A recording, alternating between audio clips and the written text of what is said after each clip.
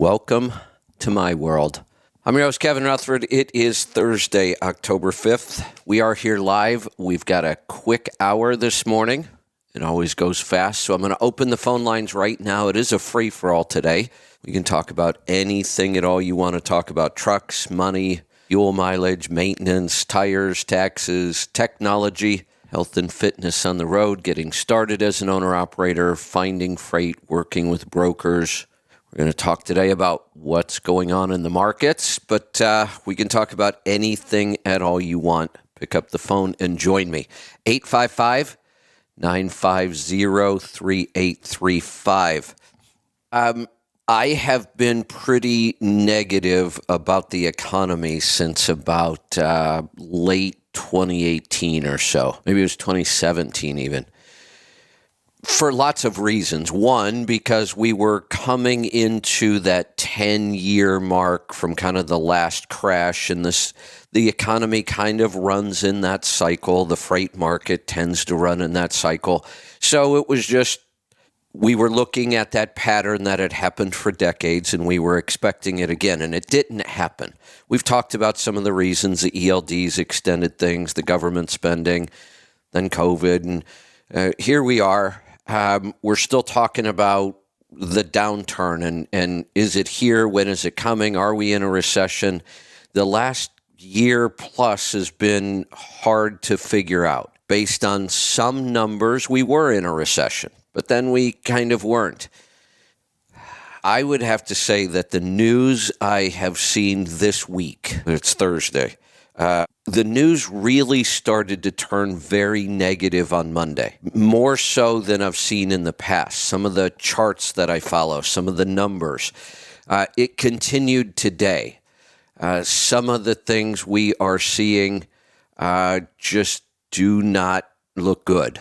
Spot market, contract freight, most of the economic indicators. Here's one. We talk about that outbound tender volume.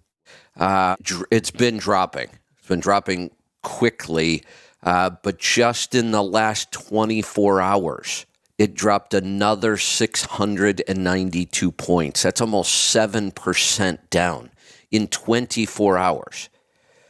It just seems like this week a lot of really bad economic news seems to be hitting. And at the same time, I am getting messages from agents and brokers telling me the freight market right now might be the worst they've ever seen. We hadn't really been hearing that.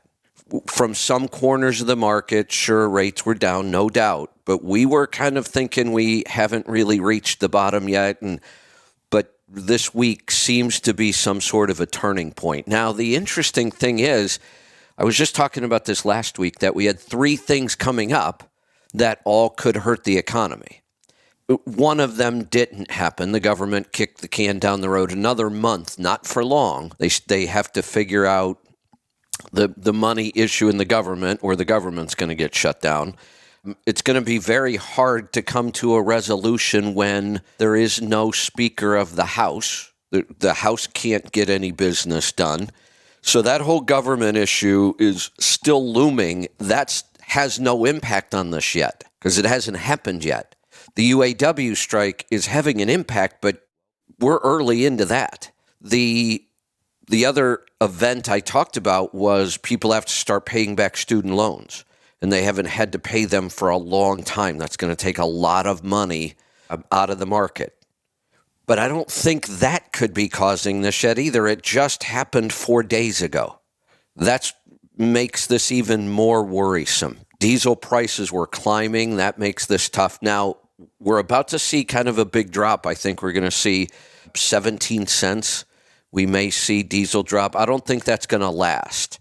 I think it will start to climb again. The one thing that may bring diesel prices down will be a really, really slow economy, and then that's not much of a consolation prize. So I would really start paying attention. I'm going to keep following some of these numbers, but what I'm seeing and hearing right now does not look good. Looks like we might be heading for the bottom. We'll have to see what happens after that. Couple things, and then I'll get to some calls. A couple headlines I read. Here's one: how artificial intelligence is launching the transportation industry forward. The premise of the article is that if these trucking companies with huge turnover, like they said, 100% turnover, which is what we're kind of used to in this industry, if they would use AI to do other things and free up time of management and owners, then management and owners could spend more time talking to drivers and things would improve and turnover wouldn't be so bad. Yeah, I'm going to call BS on that one. Come on, the entire technology revolution has promised us that kind of stuff forever, and it never comes true. Remember, 30 years ago, I was told every office would be paperless by now.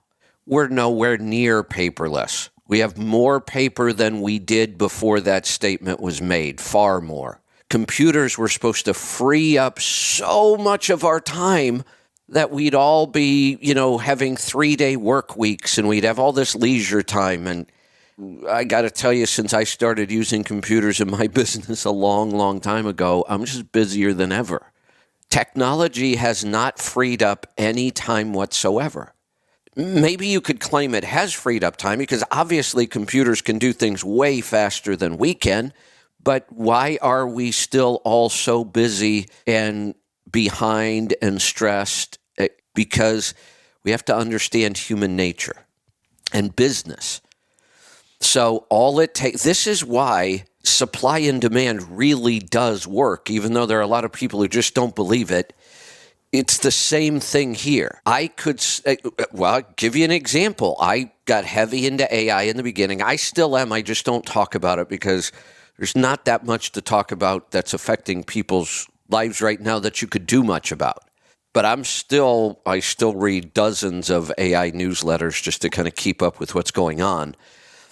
If just one company in a market or a segment says, oh, look at all this time we freed up by using AI, now we can double our projects. We can do that. Nobody takes the extra time and takes a day off. And if you want to stay competitive, you can't, because if you're in every business, every segment, every market, it's just human nature. Any time that's made up with technology is just used to work more.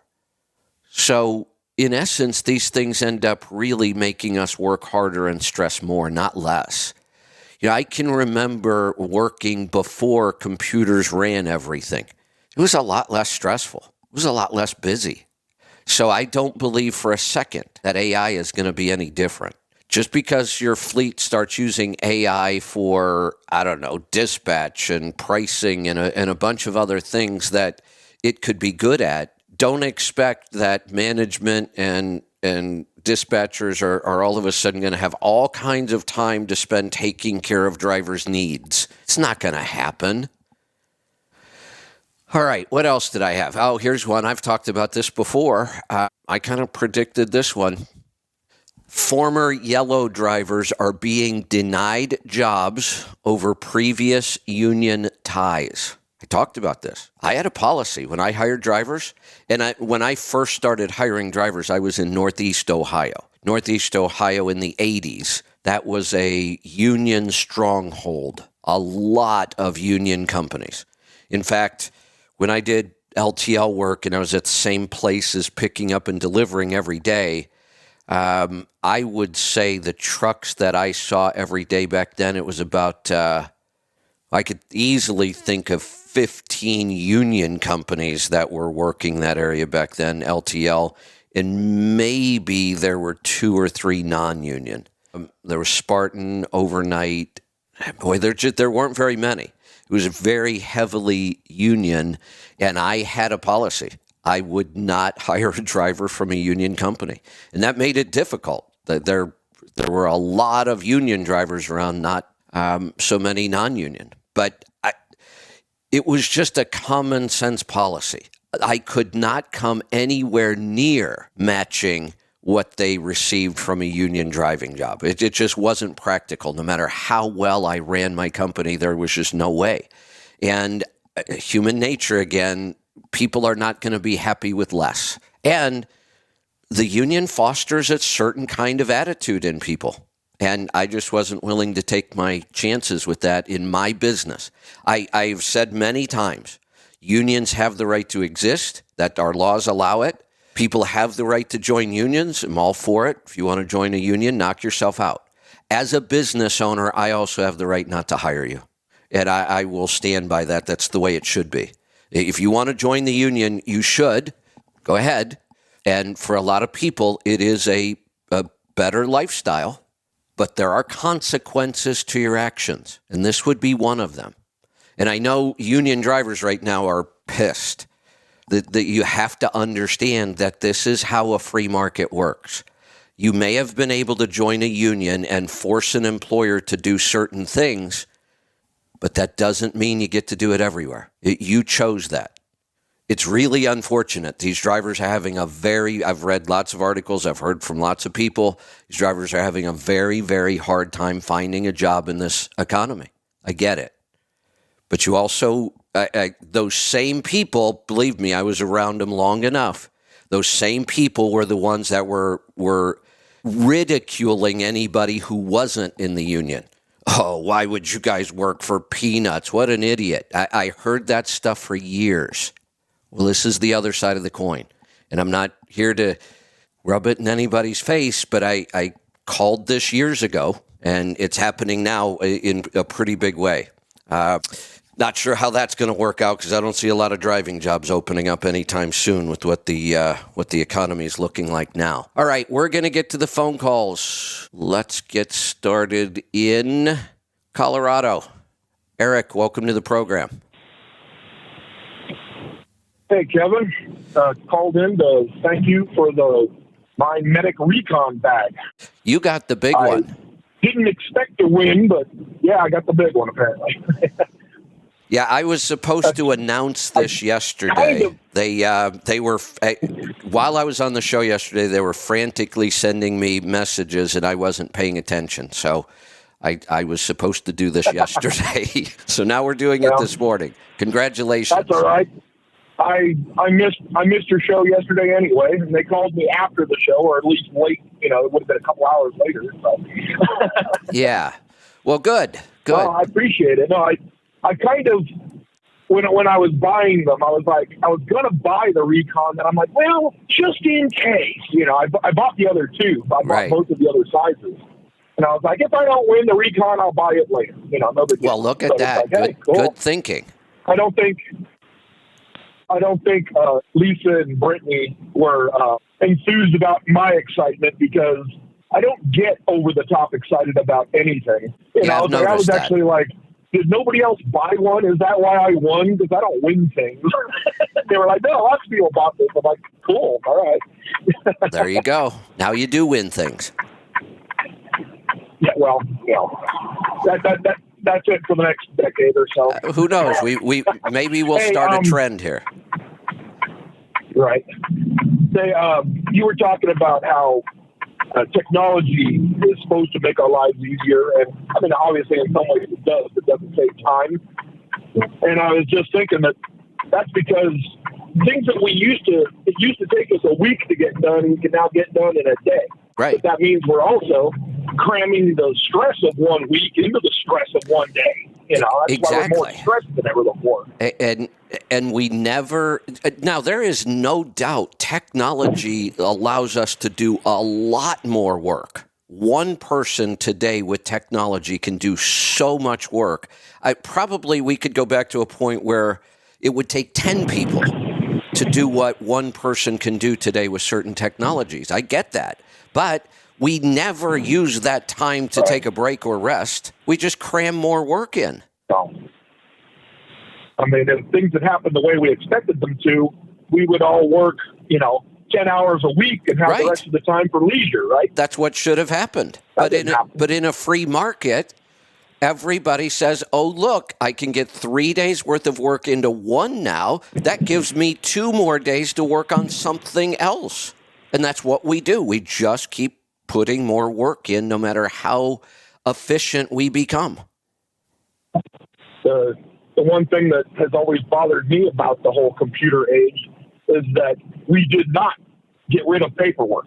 No, not It's even like, close. yeah, you fill things out on the computer and then they print them off and then you have to sign them in triplicate. And, it's like you still have to have file cabinets full of crap that you saved for 7 years. I heard this, and this is not an exaggeration, 30 plus years ago, that within a couple of years, offices will be completely paperless. I heard that a long, long time ago, and it made sense. You looked at it and thought, oh, sure, that's what's going to happen. I'll tell you, I've bought several properties over the last couple of decades, and anybody who's been through a mortgage and property buying experience knows that the paperwork is insane. But here's the thing. I think back now to when the first time I bought a property and you walked in person and you signed all paperwork after paperwork, and it was a lot. But the property I just went through, which should have been fairly simple, we didn't require any inspections. We wanted it to be a quick close. The amount of paperwork to me seems like it tripled. And now, instead of going in one time and sitting down and signing it all, it was about a 2-week process. Every day I was getting an email. Oh, look, you can electronically sign this form. Okay, but it takes me longer than it used to just sign it. Because I got to open the email, I got to click on this link, I got to verify my login. I finally get to the login, I got to figure out how their signature software works. It's more complicated than it was just signing the damn thing for real. And then, after doing that multiple times over 2 weeks, we still had to go into the title office and sit down and sign a whole bunch of paperwork in person. So how is this a better system? Now, you wouldn't know this personally because you've never been an employee driver, but it's the exact same thing, getting a driving job. Exactly. You put in your application online, and then you get hired, and then you have to you have to do a bunch of stuff online before you go to orientation. Then you go to orientation, and they pull out all the paperwork, and you have to sign and fill it out, and all this other stuff. How ignorant is that? So I will say in in a lot of ways, the computers and technology do make us more efficient, but in a lot of ways, it's made us less. And there are 2 examples right there. The old process used to be easier. What actually scares me about, I own my house. I paid for it off of foreclosure, so I own it outright. Is hearing about people stealing your title and getting loans against it and whatnot, and you don't find out about it until they come and foreclose on your house. Yeah. And it's like, excuse me, this is my house. I didn't make any loans on it. I'm not behind on any payments, and yet suddenly I don't have a house anymore. And I'm like, except let me tell you about that. I'm not saying that can't happen, but those commercials make it sound like it's really easy and a lot more common for somebody to do that. It's not. It's fraud. When you can prove it's fraud, you're not responsible. So that's a big scare tactic to get you to sign up for another service. Yeah, I have considered LifeLock several times, except that for the most part, I don't have much to lock. But I do have the house, so I'm like, LifeLock is the same thing. They'll, is a big scare tactic. You're going to lose everything. And in reality, when somebody steals your identity, most of the time, there are horror stories out there, I know, but that's not the norm. Most of the time, it's a hassle. You get through some paperwork. It gets cleared up. You're not responsible for any of the money. But it's our, I hate to say this, but I think we've created a system, we might as well just call it capitalism gone wild. Our capitalistic free market system is kind of a mess. No, I agree. It's no different with the health industry. They're scaring us about everything all the time. Right. I was talking to a guy at a truck stop day before yesterday, that he really believes his doctor's there to help him out, and yet he's on multiple blood pressure medications and a statin. Yes. And I'm like, well, your doctor may think he's there to help you. That's true. It is possible, but he's killing you at the same time. You know how review systems have become the big thing, and I like them. I use them a lot. Before I go buy anything or try something, I read through the reviews, and there's an art to learning how to read reviews. I had the idea of creating a review system for doctors, and the number one criteria would be how many prescriptions they take their patients off of. And then I thought to myself, I'm pretty happy with my life, and I really don't want Big Pharma putting a contract out on my head. I think that might be one of the ways to accomplish that. I don't know if you've ever talked about this, but have you heard that things like the J.D. Power and Associates Awards for, the best 30-day blah, blah, blah for this car or whatever? But those are all purchased. Of course they are. There's I'll no tell you, the only one there. These guys just send them money. the only one of those type of things I really used to trust. I don't use it much anymore, but I might go back to it. And I don't know if it's changed or not. Consumer Reports. I used for years and years and years prior to the internet, really. I guess that's why I stopped. I used Consumer Reports.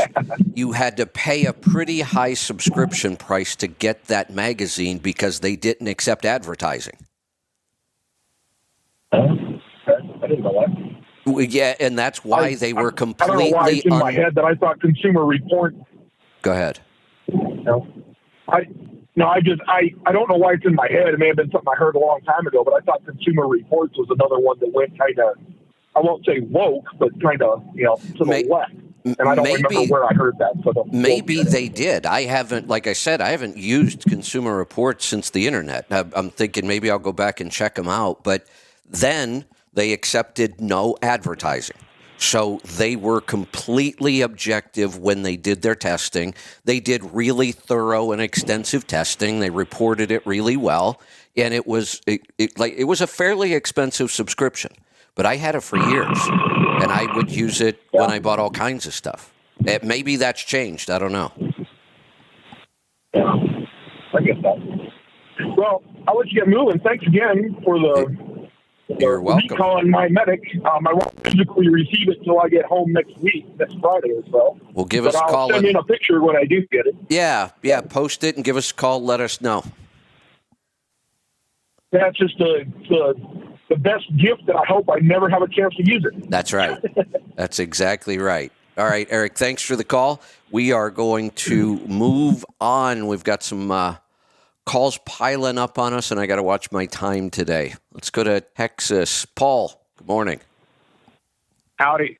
I'll be quick today. See a short show. So you're talking about the downturn in the economy. Well, my terminal dispatcher for the Texas stuff, I talked to him on Friday, and he rattled off about 6 loads, and I said, well, I'm only going to do 2 this week because I'm going to Pennsylvania next week. Oh, okay.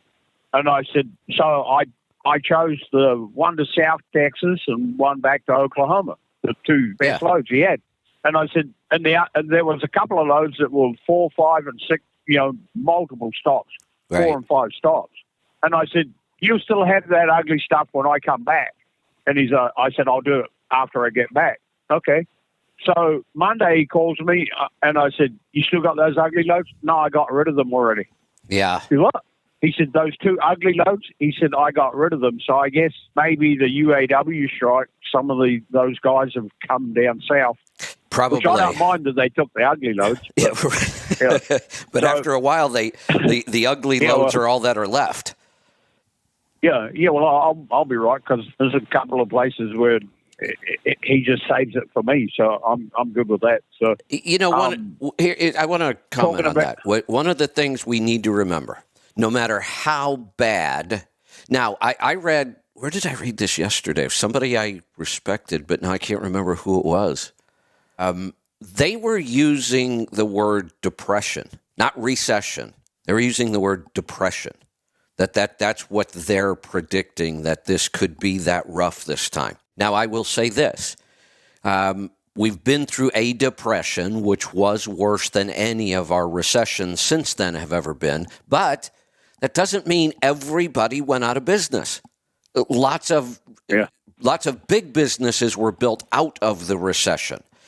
no matter how bad an economy gets, somebody is still going to be moving freight and making money. And, I'll go back to what we've been talking about the last couple of months when things really started to turn. Some people started looking around and blaming everybody else and then asking the government to fix things.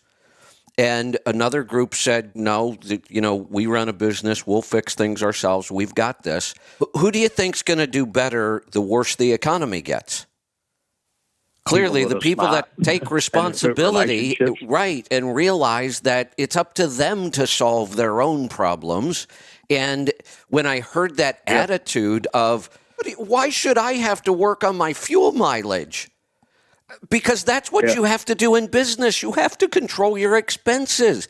They act like that's an insult to them. What do you mean, control my expenses? Why should I have to do that? Well, that's not going to work very well in a bad economy. Yeah. So we'll see how that thought process works. Yeah. So all of our deliveries, pickups and deliveries, are paperless. But if you load at the port or a manufacturer, if I load 10 vehicles, if I have a straight load, it's 12 pieces of paper because you can't get out of the port without leaving paper. So if I had a 10-unit load that had 10 deliveries, it would be at least 22 pieces of paper, probably 23. So that's a lot of paper for everything that's paperless. So. That's what I mean. It's kind of like when technology frees up time, we use the time to do more work. When technology gets rid of a piece of paper, we use that to create more paper. Yeah. Yeah. Well, I still print. If I do a load for a different carrier or a different broker, I always print that bill of lading off because if someone calls me and says, "Hey, something happened with the app. We don't have a bill of lading for that load you did." Oh, I got one. So I always email it to myself, and then when I get home, I print it out and stick it in the paper. Because if there's no bill of lading, if I can't produce it, sorry, you don't get paid. Right. So, just in case. Here's another. The carrier that I'm leased to, I don't print off any of those loads because they got them. Yeah. Here's another process that makes no sense to me whatsoever. Why do we have to sign for a credit card purchase anymore or a debit card purchase?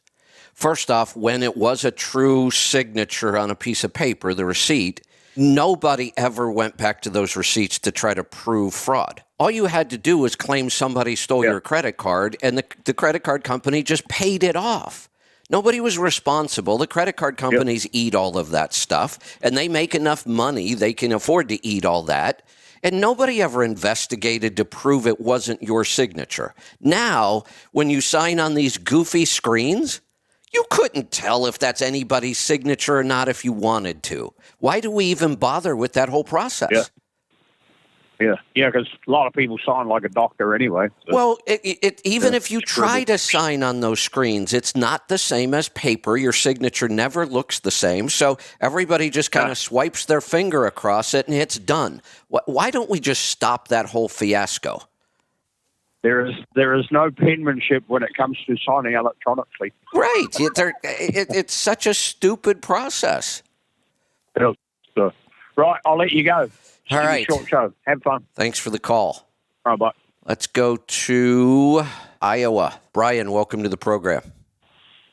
Good morning, Kevin. Good morning. So on Monday, you had a caller call in about doing payroll, and he got a price quote for like $65 or $70 a month. And I had a CPA doing mine, and it was about that price, and they just kept raising the rates. So I did some research, and I actually moved all my stuff over to surepayroll.com, and I'll tell you, they are amazing. Good. I've only had one screw up, and it wasn't because of them. It was because of something I did, and they fixed it for me that day. You know, I can say the same thing about QuickBooks Payroll. I way back when I first started with employees, I tried doing my own payroll. I quickly stopped that. What a massive pain in the ass that is. And there's so much room for error. And when you do make a mistake, you're going to be dealing with the government agency to try to get it straightened out. I just figured out early on it was not worth trying to do my own payroll. Most accountants were too expensive because it was labor intensive for them. When we started to get the payroll services, this made sense to just use them. And I've been using QuickBooks for a couple of decades. I'm completely happy with their payroll service as well. And there's lots of options. I mean, the full-blown platinum service, they do everything. Or you can have them do less, depending on how much money you want to spend and how much money you want to work. I've used multiple levels of the service over the years. They've all been excellent. Right. Yeah. Sure. Payroll. If you want to handle the taxes and just have them cut you a check, it's like $9.95 a month. And if you want them to handle the taxes and do all that, send it out to the state, FICA and all that, it's $19.95 a month. Man, that's and well worth it. And it takes me 5 minutes once a week to cut. Yeah, exactly. That extra $10 is well worth it a month. Yeah. And I have to cut payroll for myself and my other truck. So, it makes it 5 minutes and I'm done. Yeah. And you have a choice between W-2, 1099. Yeah. Right. And you can have both. We have both in our system. We have W-2 and 1099. Yep. And so they handle all that just fine. My recommendation is absolutely pay somebody to do your payroll. It's tedious. It's time consuming. Yeah. When there's a mistake, it's a nightmare. And it is in the ass. It is. And I will warn people over and over. If you've ever been an independent contractor, you might know that the IRS is not very good at collecting their debts. The IRS doesn't even attempt to collect its debts. They might send you some letters here and there, but you can go years and years without paying them. My record, I had to do tax returns for an owner-operator that had not filed a tax return in 15 years, and he was still in business. But so you get used to that. So small business owners get used to that when they don't have employees and it's just their own tax. The IRS is really, really lenient and lax. They will let you go for years. Then all of a sudden you get your first employee. Do not mess with payroll taxes. They will bring the hammer down on your head in no time. They do not mess around with payroll taxes being done wrong or not being paid. They will shut you down. Here's something I had to deal with the state of Iowa.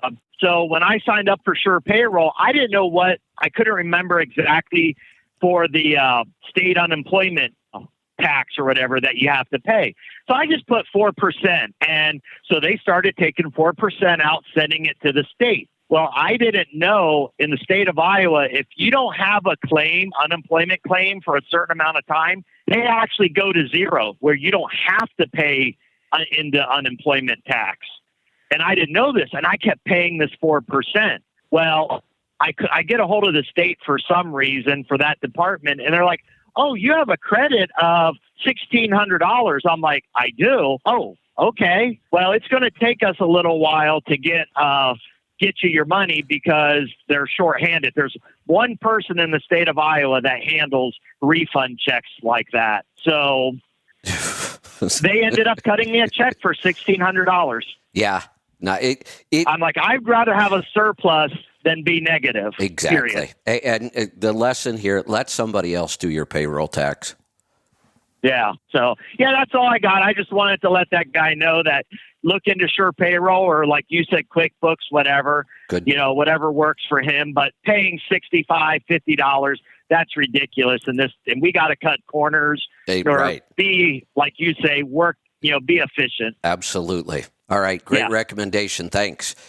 I've got one call left. I've got 20 minutes or so. So I could take a couple more calls before I turn off the phone lines here. 855-950-3835. Let's go to Louisiana this time. David, welcome to the program. Hey, Kevin. What's on your mind today? Kevin. hey, man, I wanted to tell you that I'm not a trucker, but I've been listening to your show for quite a while before today. Finally Thank found you. it online. And anyway, the main reason I had listened to you for quite a while was you talked a lot about keto and carnivore diet, which I had started at the time, and then kind of lost touch with you. You were off of XM, and you just kind of disappeared until today. So anyway, I wanted to kind of tell you that before I started keto, I had retired from the Navy, and I just slowly, my weight crept up. So on a 5'8" body, 215 pounds was a bit excessive. So Yeah. I kind of turned my eating around and learned all I could about cholesterol, realizing now that cholesterol is not what's giving you a heart attack or atherosclerosis. So I'm not worried about cholesterol anymore. I'm just worried about keeping my triglyceride to HDL ratio optimal. And I have lost about 40 pounds. I'm 174 pounds right now. Wow. I'm in excellent health. I'm an endurance cyclist. So I do all of my rides with really no carbohydrates anymore. I just take water and some water with electrolytes as well, depending on how long. Yeah. Anyway, I'm so happy to have found your show, and I just wanted to ask you, do you talk much about the triglyceride to HDL ratio? Because I think that if more people understood that ratio and why it's so important, I think it would help out a lot. Because every time somebody looks at their cholesterol and they say, "Oh, look, my LDL is 200 or 180," like, oh my gosh, but that doesn't. Yeah. No, that's a good question. Your LDL when you get your blood test is, This is a good question. Yeah, your LDL is when you get. Okay. Let's talk about this. Yeah. So first off, congratulations and thank you for your service. Here's the history of cholesterol and where we are with it now, as far as I'm concerned. In the beginning, we were, as we changed our diet, we were watching cholesterol. What's happening? What's going to change? And it was going up. I mean, when people switch from the standard American diet and their statins, and they go to real whole food with lots of good fats and saturated fats, and they get off the statins, cholesterol went up. And a lot of people panicked. Oh my God, look, how could this be healthy if our cholesterol is going up? Well, a high cholesterol might be the right way. That is the healthy thing. It's the pharmaceutical industry that convinced us we want low cholesterol, and we don't. The outcomes of people with low cholesterol are not good. They die. They commit suicide more often. I mean, there's all kinds of weird things correlated with low cholesterol numbers, and none of them are good. So we started saying, look, don't worry about your total cholesterol because it's a combination of three different numbers, and some of them we want higher and some of them we want lower. So the whole idea of total cholesterol didn't even make any sense. And then we started exploring the ratios. And there are 3 or 4 different ratios I used to use a lot. People would call in, I'd get all their cholesterol numbers, we'd run them through the calculator, and I'd say, well, this ratio looks good, that one could use some improvement. And then we moved beyond that. And a lot of it came because I started working with Dr. Wolfson, the cardiologist, and we work really closely with him now. And what I learned from him was that he basically just ignores cholesterol in his practice completely. And what he says is, and it makes a lot of sense, if we just eat as close as possible to a true hunter-gatherer diet, your cholesterol is what it is, and we don't care. We're not going to try to change something in that diet to change cholesterol numbers. And I think our understanding of even the ratios is just wrong. I still don't think we completely understand those numbers. And I think his approach makes a lot of sense. Hunter-gatherers did not check their cholesterol. They didn't say, oh, well, I better stop eating wild boar because it's too fatty. I'm going to switch to, antelope because it's lean. They never did that. They ate their diet and their cholesterol was what it was, and it was never a problem. And I've taken that approach. I'm just going to eat the cleanest diet I can eat, and I'm going to ignore cholesterol completely. What do you think? Yeah, Kevin, I mean, exactly. My triglycerides are normally about anywhere from 50 to 70. And my HDL is normally anywhere from 65 to 75. That's just going by my past few blood tests. Excellent. Exactly. So my ratio is excellent. And here's something else. Money out of pocket. Here's something else about this. The testing, all of these numbers, they're not completely accurate. Some of them are calculated, and I could make your triglycerides go through the roof if I wanted. I mean, all we have to do is fast for 3 or 4 days and start losing fat, and your triglycerides will go up almost instantly. And doctors freak out over it. Well, why are you freaking out? This is normal. I'm losing weight. I would expect that it goes up for now. Yeah, I mean, I spent out of pocket, and I had a LDL particle count done, and all of my LDL, even though it was high, it was like about 180 on that test. All of my LDL was in profile A, which is the big fluffy type, the undamaged LDL. So there's another good point. I'm glad you brought that up. I had a high particle count. I used to spend hours talking to people about particle count. Because that was what we knew, that, look, LDL isn't all bad. We need to know what kind. We don't even do that anymore. Because what we found was as soon as people changed their diet, the longer they were on a whole food diet, the better all of these numbers are. So we're to the point where we just kind of ignore it now. I don't talk about particle size much anymore. Why bother getting the test?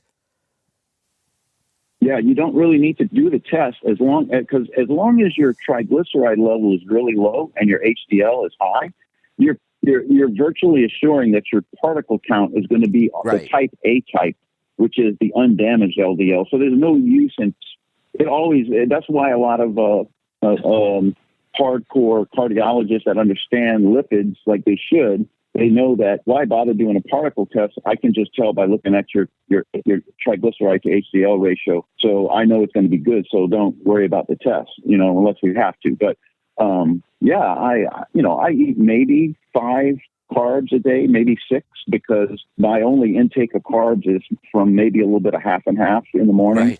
Right. Sometimes I'll drink coffee.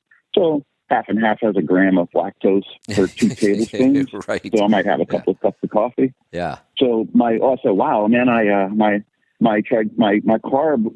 intake today went all the way up to 5, And the average American is around 300.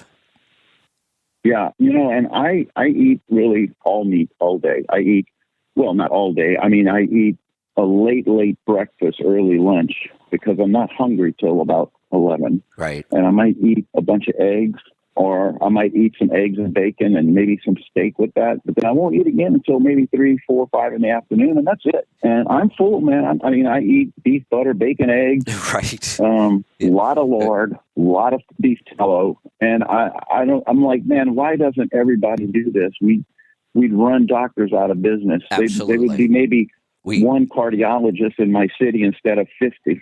We would collapse the medical. If everybody ate like this, and it's never going to happen. Oh, that wasn't good. All right. I don't know. Let me see. Yeah. Some of you are probably still hearing me, but I just completely lost my connection to the phone system. So I'm trying to get it back right now. Except it's not working for some reason. Let me see if I can figure this out. That was sudden. I've never really had that occur the way that just happened. And I'm not able to get it back right now, and I'm not sure why. Hold, please. Host, you are now in the... All right. Recording. I think Hey. I might be back. David, are you still with me? Yeah, I got you. Sorry. Yeah, Cap, I am, man. I don't want to... No, that was the weirdest thing. Let me finish. But I completely lost all of my connection to the phone system. So I couldn't hear you. You couldn't hear me. I got you. The listeners couldn't hear you, but they could still hear me. But I think I've got it back now. So go ahead. Okay. Yeah, let me close out by just saying I'm not a truck driver. I'm probably one of the rare listeners that on your show that's not a truck driver, but I love truck drivers. I love what they do, and I know exactly how important the truck driving industry is, and why it's so critical. And I love what you do. I listen to your show quite a bit because glad I to do have you back. like all the stuff you talk about. Yeah, and I love when you talk about healthy eating, the carnivore, keto type diets, stuff like that. Like I said, I took your advice long ago. I kind of knew about it, but I heard you talking about it so much. I took your advice. I went with it, and I'm very strict about it. Now that I'm really off of carbs, I don't have a desire for carbs. Isn't like that I awesome? used to, and I can easily turn it down. Yeah, and I'm in control of my health now, not my doctor that prescribes me statins. You know, I'm in charge, and I'm the healthiest I've ever been. Matter of fact, I don't know when I've been more healthier, and I'd have to go back to my high school years actually. You know, it's interesting. Yeah, keep doing what you're doing, buddy. It's interesting how many people say it that way, and I say it that way. And I can honestly say, in many ways, even if I go back to my high school years, in a lot of ways, I was not as healthy as I am now. I had all kinds of digestive problems. I had joint pain. I don't have that stuff at 60. I had those problems at 16, and I don't have them at 60. That's pretty incredible. Kevin, I'm 61 now. I'll be 62 in a couple of months, and I'm fully retired. And I joke around. I've got the signs of a six pack emerging right now. That is so cool. My abs are actually, yeah. I'm ripped. My wife kind of jokes. She's like, I think you're getting too skinny, but you know. That's awesome. She said she kind of liked me with that little belly, and I'm like, baby, that was just type 2 diabetes rearing its ugly head. Exactly. You don't want that, you know. Exactly. Good stuff. All right, so you'll be happy to know. It sounds like you're just recently found us again. We're still on every day, Monday through Friday. Yes. I do up to 3 hours, depending on how many questions, and we don't do commercials. No breaks. Man, that's awesome, man. I'm going to be listening all the time because I really missed your show. I still listen to that truck channel that's on XM. I don't know if you can talk about it. I don't know, but I like that guy, Tim Ridley, in the morning. Yeah, here's the other thing we did. I just love this show now. We're not completely there. We're slowly moving there over time. We made a commitment. The day I got canceled on Sirius, we took 1 day off. I got canceled on a Friday. We took 1 day off. I went back on the air Saturday and Sunday and worked the weekend just to say, we're not going anywhere. We're here, and we're going to come up with a plan. We already had a plan in place. The plan now is we will not use anybody else's platforms or software to do this show. We're building our own from the ground up. We're not quite there yet, but we've replaced a lot of stuff already. We will get this show to the point where you would have to turn off the internet to cancel us. We can say anything we want, and we will. And we do have partners. We really don't do sponsors. We have partners, and our partners know they don't get any say about what gets said on the show. If they're offended by something on the show, then they better go partner with somebody else. Gotcha. I mean, was that what caused you to be off of XM? Was it something you said? Yeah, or kind of like you went into no man's land? Yeah, I said that a sitting U.S. congressman should be shot for treason, and I meant it. Okay, well, I can see how that would. Yeah, that could maybe stir up a hornet's nest. When the congressman heard that, he wasn't very happy, and he called the CEO of Sirius. Oh, I get you. Well, look, you're a smart enough guy to where you can you can move on and keep on, and that's what you did. So we should, like I said, I thoroughly enjoyed the show. Our own. Yeah, we should have done it years ago on our own. Maybe so. We got lazy. It was easy being on Sirius. We didn't have to do any marketing. We didn't have to look for new listeners. They just showed up every day, and we got lazy. And I look back now, and I'm glad it happened the way it did. Yeah, and man, good for you. I mean, I think you're a great guy. I just love your show, and you seem to be very. You seem to, because of your knowledge in the trucking industry and health. I mean, it's just a great show, and I love listening to all these little things about the truck driving industry that I don't know anything about, and I just find it really interesting. I appreciate it. All right, hey, I got to cut you loose. I'm going to grab one more call. Welcome back. Glad to have you back in the tribe. Let's go to Texas. Fred, welcome to the program. Hey, Kevin. It's nice to hear people reacquainting themselves with the show. Yeah. It's always nice to have people back. Yeah, it is. So I'm up in New York City. I'm sorry. Half of my cabinet. Yeah, I know. Me too. Me too. I'm getting the floor installed today. I know. Just give me 1 second. It's ocean me to see what's going on with the floor. I'm getting a hardwood floor put through the whole house. Hold on 1 second. What's up? Sorry, Kevin. No, that's fine. And you got to take care of business. Yeah, if you can. Yep. Okay. Okay. All right. Good. Okay. He just wanted to see where he wanted to stop the floor going into the other house. There you go. But anyway, I saw you posted, I guess on X, about some kind of market disruption with the UAE on strike. I know when a sector gets damaged, it affects the other, pretty much the whole system. But it's hard for those big carriers to pivot on a dime to get out of the freight market into something else like a small independent can. So what do you think about that? You think it's going to be that disruptive to the whole overall trucking industry or just the freight sectors? Well, I didn't read the article. I didn't have time. Yeah, the problems I'm seeing are so widespread. It's kind of like we're finally seeing what we were expecting to see years ago. And unfortunately, we know that the longer something goes up, the longer and deeper it's probably going to go down. And we've never seen an economic run like we've been on. So it makes sense that this one could be worse, and we're starting to see the signs that it is. The UAW strike is having an impact, but not as much as it can. That could get significantly worse. The student loan paybacks, that just started. That's not even having an impact yet, but it will. Next month, what is the government going to do? Are they going to shut down? We don't even have a Speaker of the House now.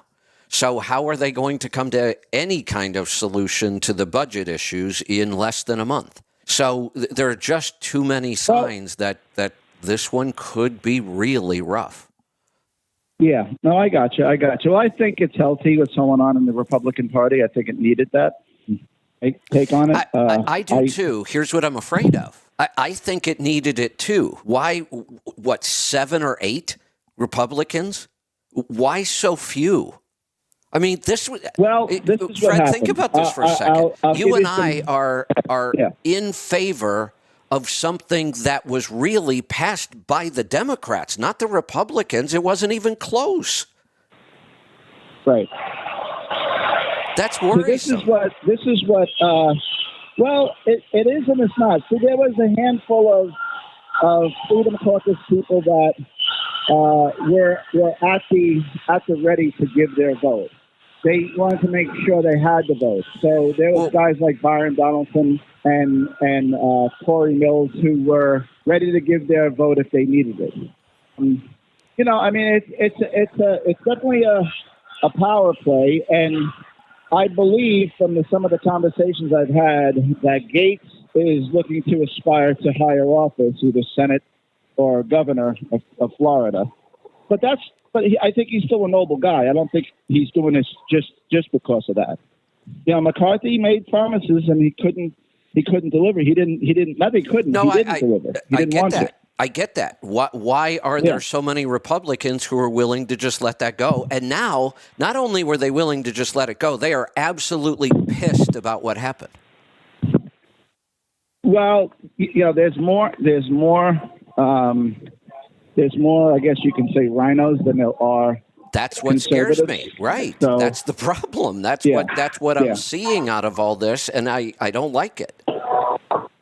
Well, the two front runners right now is Steve Scalise and Jim Jordan, from what I gather. And I believe both of them are going to be a much better pick than I agree. Than McCarthy was. Yeah, I agree. The problem I see is you're going to have a couple hundred Republicans that don't want to work with him. I mean, I can't believe that the Republican Party is this split and not in a good way. The people that I think are doing the right things are a tiny, tiny minority. 7 or 8 of them? Right. Come on. Right. No, I got you. Well, they all voted on those rule changes. So it's just because 7 or 8 just, pulled the trigger, a lot of them voted on those rule changes also. So I think whoever becomes speaker, if they make the deal that they're going to abide by those rule changes, I think the whole party will be okay. The problem is with Republicans, and I've said it before, they don't want to govern. They want to pound the table and they want to posture. Yeah, it's a shame. And the Democrats are governing. I just hate what they're doing. Well, that's the thing, and look, McCarthy is making all these back end deals with Nancy Pelosi, and she just completely obliterated them. Yeah, 100% of the Democrats voted against them. Yeah. So where'd that leave him?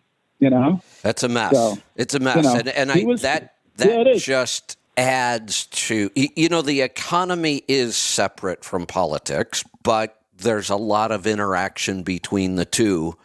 And this just isn't good that the economy's in kind of shambles right now, and so are politics. Yeah. Right. Well, they had tentative deals on the table with appropriation bills, and I think the good thing that might come out of this is a little bit more back to normalcy, not what we've had the last couple of decades where it's just on the bus and CR spending. I hope so. Hey, Fred, got to cut you loose. We're right at the top of the hour, and I want to get the Beckett's in here.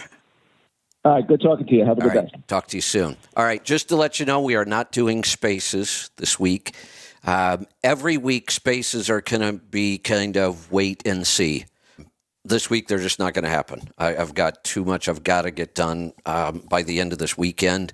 If I get caught up on enough things and I've got some time next week, we will see about doing a space or two.